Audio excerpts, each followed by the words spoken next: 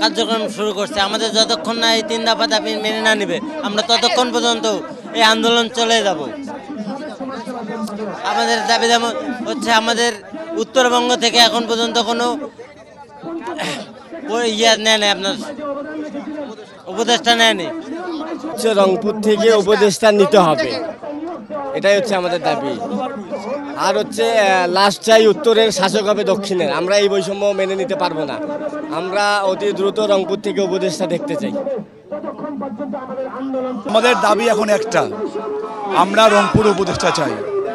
সহজ কথা, আমাদের রংপুরের সময় রীতিমতো বৈষম্য করা হচ্ছে। যে বৈষম্যর জন্য আমরা আন্দোলন করেছি, যে বৈষম্যর জন্য আমাদের আবু সাঈদ ভাই জীবন দিয়েছে, যে আবু সাঈদ ভাই জীবন না দিলে আজকে আমরা দেশটাকে স্বাধীন করতে পারতাম না।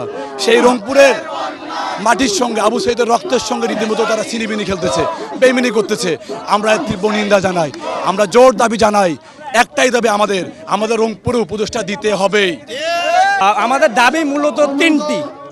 উত্তর অঞ্চল, উত্তরবঙ্গ, বিশেষ করে রাজশাহী এবং রংপুর থেকে অন্তত 2 জন করে উপদেষ্টা পরিষদে উপদেষ্টা দিতে হবে।